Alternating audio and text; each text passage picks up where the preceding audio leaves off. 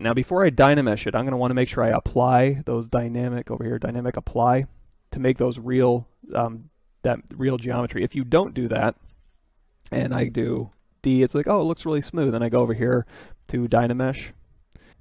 Let's see, turn off project, turn off blur resolution. D, and we go over here and we hit dynamesh. You're going to see it builds in the faceting.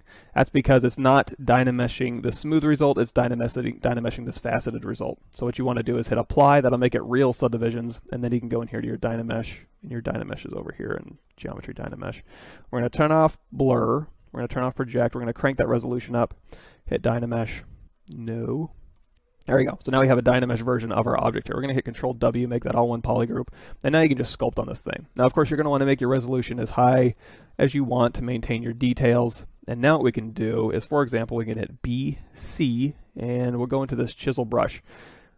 And what this is doing is taking a vector displacement alpha. You know it's vector displacement because it's got a 3D thing right here. We go more into vector displacement, obviously, on that link I sent you, the playlist for my YouTube channel, the Intro to Zbrush for R8 What's New.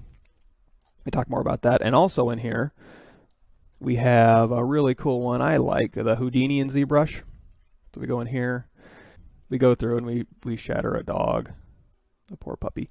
But we also do Houdini vector displacement. So basically you could take the stuff into Houdini and you can just an arbitrary mesh here, and then you can take that into Houdini and apply a plane to it. And that way you can get the undercuts really quickly, and then export this back into ZBrush and use that as a vector displacement to just drag on to your mesh here. So this is a little bit of an easier process. Anyway, what vector displacement is, if you hit B, just to give you more examples, I'm going to go to this Chisel 3D here, and that's going to load up a bunch of these meshes. These meshes were all pulled from a plane. So if I go in here to this mouth one and I just pull, you're going to see it's going to insert a mouth. And the cool thing about vector displacement as opposed to just an alpha is we get undercuts. So if I do this one, for example, you're going to see the mesh goes out, around, and then back down. Now it's dependent on your resolution. So if I hit Control D, we'll just make this resolution a little bit more. You can see we get a nice result.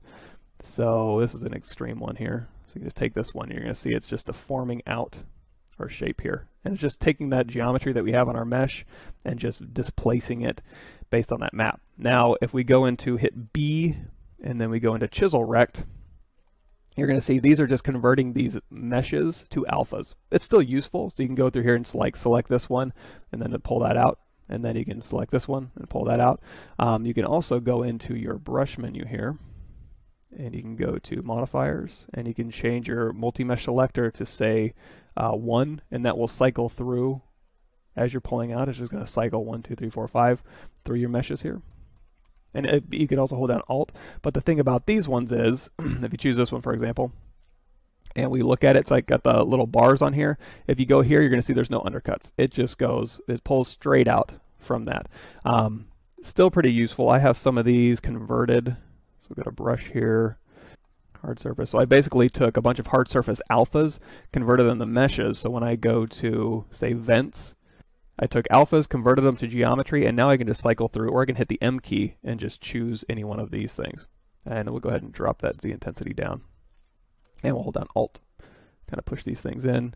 So you can just cycle through these things. Or again, we can turn on multi-mesh selector and turn it to 1. Or you can turn it to 2 to cycle backwards, or 3 to be random. And then you can just randomly go through and just start dialing in different hard surface alphas without having to go in here and do like import alpha, all that stuff. You can just really quickly start greebling out your objects with alphas. And that's in lieu of doing it through the Boolean method.